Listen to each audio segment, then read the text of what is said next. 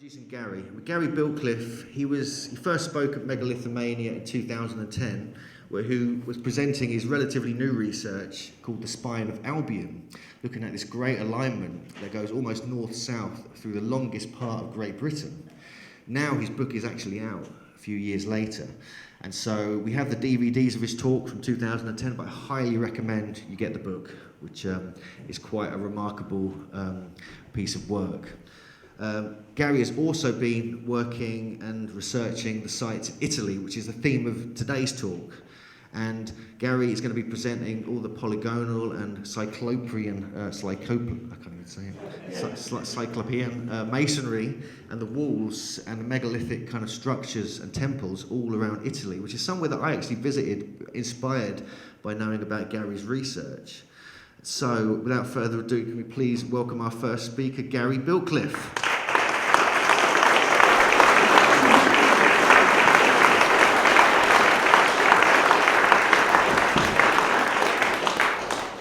Well, good morning, everyone. So, this morning I'm going to talk about the mysterious and megalithic walls of central Italy. They're an embarrassment to the archaeologists of Italy because they hint at an early date of construction. Recent research by independent researchers have put the dating of these walls back to 5000 BC. But of course, historians and archaeologists can't believe that they were built at that period because that means the Neolithic people built them, and they couldn't have done it with flint axes. So that brings to the question, was there an advanced race around at that time? And living not just in ancient Greece, but in central Italy. So I'm going to take you on a tour of some of our findings and see what you think. Now, I'm not plugging this because it's my first book, but it relates to the Etruscan adventure. Now, the Etruscans were a great civilization that lived in central Italy for about 600 years, from 1000 BC to about 300 BC. And I first came across this civilization through my research of the Isle of Portland and Dorset. And the museum on Portland houses these incredible artifacts. Some of them are Iron Age ingots that have been processed ready for trade. And I discovered Portland was an ancient island that was inhabited by Phoenicians. And they continued their bloodlines, the Phoenician bloodlines on Portland, right up until recent times, because the kings of England wanted them to remain separate from the politics of the mainland to continue the trade from Europe.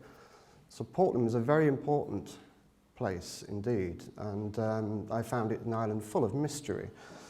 And one of the many mysteries was the coffins that were dug up around the Verne, the hill fort that dominates the island. And they were identical to coffins that we'd seen in museums in Italy, particularly the Etruscan museums. And so this slide here shows a mixture of Portland coffins and Etruscan coffins. So we've got an Etruscan coffin here, Portland coffin here, Portland coffin here, Etruscan coffin there. And these Etruscan coffins date from 500 BC. So, and these coffins on Portland are said to be Roman, but they're nothing like the Roman coffins in other parts of the country. In fact, they're unique to Portland, having this sloping roof. But the mystery is that these coffins were buried over 10 feet deep on the island, which really they should be standing. They are sarcophagi. So somebody, perhaps the Romans buried them to disguise the fact that the island was inhabited by a race that they had superseded, if you like. Because the Romans took over everything the Etruscans had and used their engineers to build their empire and fuel their war machine. So later on, after a few years of research on Portland, I decided to make a few trips to Italy, and I managed to meet up with Giovanni Fio who to me is sort of one of the great alternative writers in Italy. And he's been writing about the mystery of the Etruscan for many, many years. Unfortunately, very few of the books are translated into English, but nevertheless, after painstakingly translating his book, I got the idea of what he was saying. But he speaks good English, and he gave us a guided tour of the area around Pitliagano, which is a great tufa valleys in the south of Tuscany. And there he showed me these great rock-cut passages that were carved out of solid rock through the valleys, leading to burial mounds, sometimes leading to Acropolis, sometimes leading to the rivers or wells or sacred places. They're sacred passages, basically. But their purpose is a mystery, and so I'm a great lover of mysteries. So I became fascinated with the spirit of the Etruscan thanks to Giovanni Fio. And so I decided to do some research on the Etruscans, and they were a fascinating race. They dominated the area from the Po River in the north to the central Campania. They had basically 12 cities around a central shrine to the mother goddess, Volturma. So that reminded me of the Celts and some of the themes of John Michel.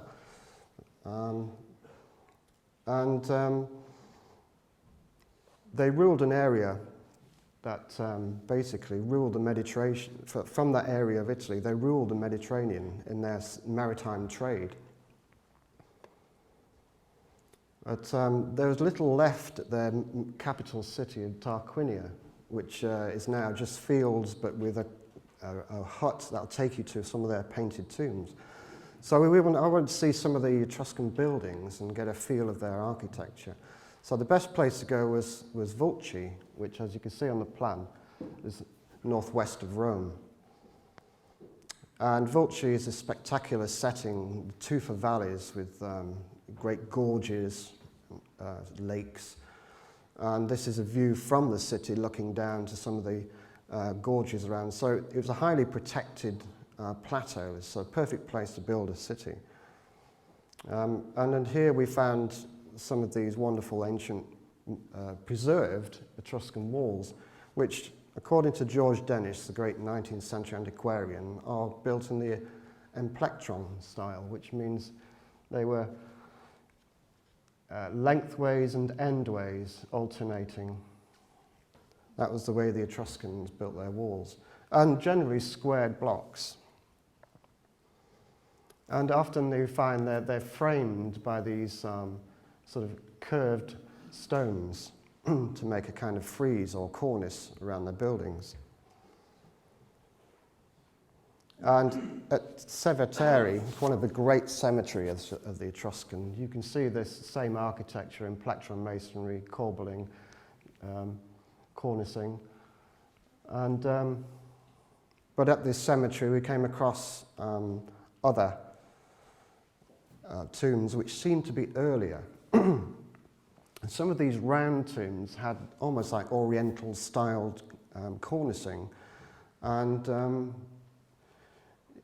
even these strange round tumuli tombs. Some of them had polygonal masonry in them, which is like separate individual stones of different shapes, all fitted together perfectly, so you couldn't even get a knife between the joints. And some of the stones are so large that they were over 2 or 3 tons and measuring over 5 feet high by 6 feet long.